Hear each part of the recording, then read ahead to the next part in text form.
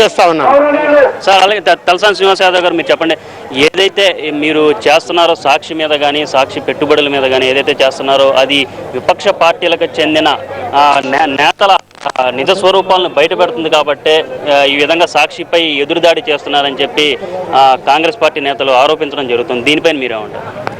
కాంగ్రెస్ పతనానికి నాంది పలికినప్పుడు ఇటువంటి ఎక్స్పెరిమెంట్స్ అనేది జనరల్గా ఒక ప్రభుత్వం పతనానికి ఒక నాయకుడు దానికి కారణమవుతున్నప్పుడు ఇటువంటి ఎలిగేషన్స్ పెట్టడం అనేది సహజంగా జరుగుతున్నటువంటి అంశం.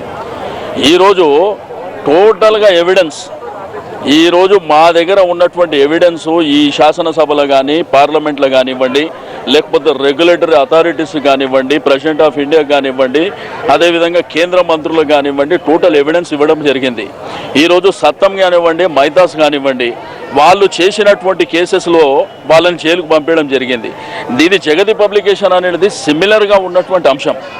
కాబట్టి దీని మీద ముఖ్యమంత్రి గారు పదే పదే చెప్తారు, చట్టం తన పని తాను చేసుకొని పోతుంది. అంటే చట్టం నీకు వర్తించదా? నీ కుటుంబానికి వర్తించదా? నీ పార్టీకి వర్తించదా?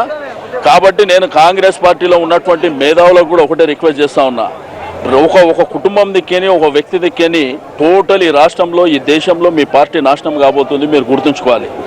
ఈరోజు జరుగుతున్నటువంటి అంశాల మీద మేము విత్ ఎవిడెన్స్తో సహా మేము బయట పెడుతుంటే ఎదురుదాడి చేయడానికి, లేకపోతే మా మీద ఏదో తోడేటువంటి కార్యక్రమం పెట్టడము. నిన్న కూడా చూసినాం క్యాబినెట్ సమావేశం. ఏందండి క్యాబినెట్? ఈరోజు ప్రజలకు అదేవిధంగా ప్రభుత్వానికి సంబంధించినటువంటి అంశాల మీద డిసైడ్ చేయాలి కానీ ఎక్కడో కుప్పంలో జరిగినటువంటి సంఘటన, లేకపోతే హెరిటేజ్, ఇదేందండి ఎదురుదాడి? మీకు ధైర్యం ఉంది కదా, ప్రభుత్వం మీది కదా, మీ ధైర్యం ఉంటే ఏదంటే చేసుకోండి. మేము చెప్తున్నాం కదా, మీ ఇష్టం ఉన్నట్టు చేసుకోండి. అది చేత కాకుండా మీ పత్రికల ద్వారా మమ్మల్ని ఏదో దోషులుగా నిలబెట్టడానికి ప్రయత్నం చేయడం అనేది చాలా దుర్మార్గమైనటువంటి చర్య. ఈరోజు రాష్ట్ర వ్యాప్తంగా జరుగుతున్నటువంటి ఈ జైలు బరో కార్యక్రమంలో కూడా ఇది పెద్ద ఎత్తున మరి మహాకూటమి ఆధ్వర్యంలో జరిగేటువంటి కార్యక్రమము, ఇది పెద్ద ఎత్తున రేపు రాబోయే ఎన్నికలకు ఇది నాంది పలకబోతుంది. తప్పకుండా ప్రజల ముందు దోషులుగా నిలబెట్టడం జరుగుతుంది. ఇదే కాదు, రేపు మా ప్రభుత్వం వచ్చిన తర్వాత కూడా వీళ్ళను వదిలిపెట్టే ప్రసక్తే లేదని చెప్పేసి నేను ఈ సందర్భంగా తెలియజేస్తా ఉన్నా.